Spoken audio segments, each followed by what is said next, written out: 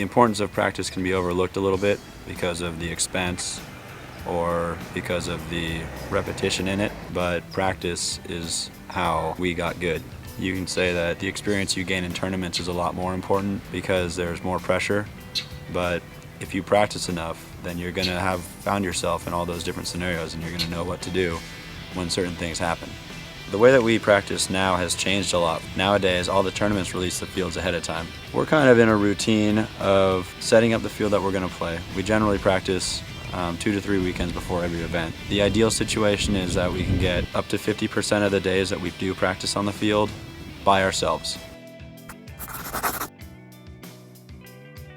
because that allows us to break down the most simple aspects of the field, which are shooting lanes, the importance of certain spots, finding out if we can make it to a corner or make it to the God bunker or make it to the snake off the break. You know, all those things are kind of hard to figure out if you're playing actual games against an opponent who might have 3 or 4 guns shooting at that spot in any given game, and it's hard to get an honest answer out of the other team too. So it's really hard to get a lot of feedback when you're practicing against other teams. So we found that having a field by ourselves is the best way that we can get exact feedback and figure out what's going on out there. Something that we've started doing, and this isn't the first time that we've ever done it, but it's something that we kind of got away from, is practicing one-on-ones.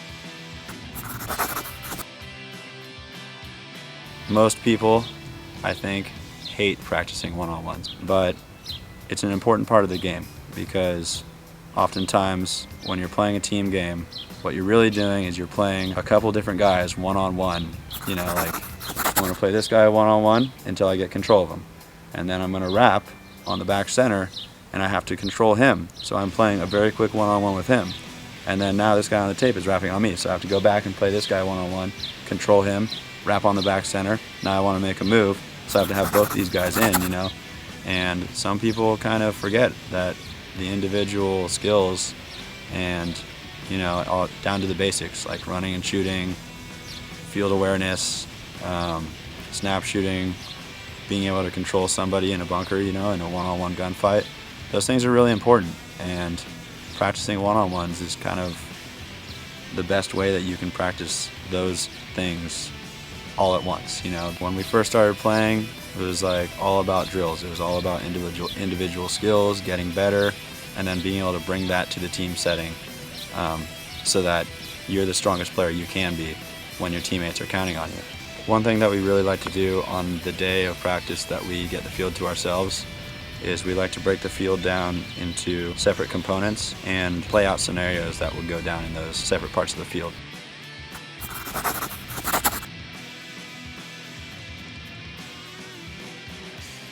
For example, if there's a really strong snake side and we kind of want to see how the head-to-head battle is going to go, then we'll play a 2-on-2 or a 3-on-3 just in the snake, you know, and just kind of get guys in the routine of practicing playing guys right in front of them, you know. Or we'll add in one bunker across the field that we feel is going to affect the snake side, and we'll have a shooter in there. His job will be to shoot paint into the snake side continuously while we're doing this 2-on-2 or 3-on-3 drill, and it kind of creates this real game scenario, but instead of having to lose a guy to breakouts or having to keep running and diving into spots which can wear guys down, then we can put everybody in the spots that we want them to be in, and we can actually play out those scenarios, which really make, you know, that mid-game part of a paintball match more realistic, you know, to what we're practicing.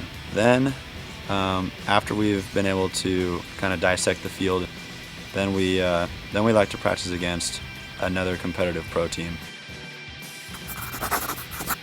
The reason why I say another competitive pro team is because if you practice against a team that you're going to beat up all weekend, and you're practicing against players who are easily definable as not as good or not as technically sound, not as experienced even, then you're not really going to get a full feel for how the field plays out. You know, we've pretty much always had this theory that if you have a practice the weekend before a tournament and you win all the games, it's usually not a good sign for the tournament.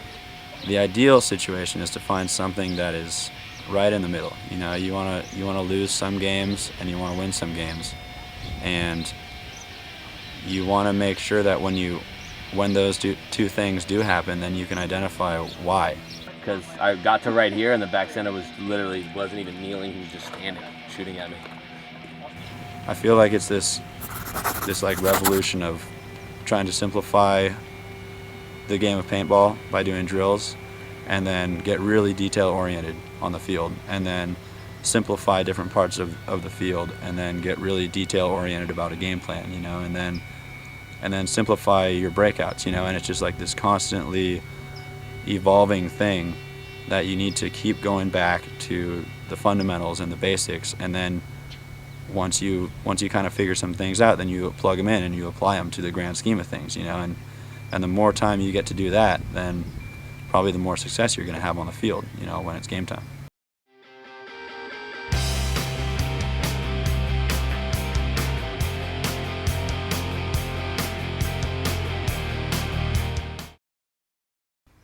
Practice.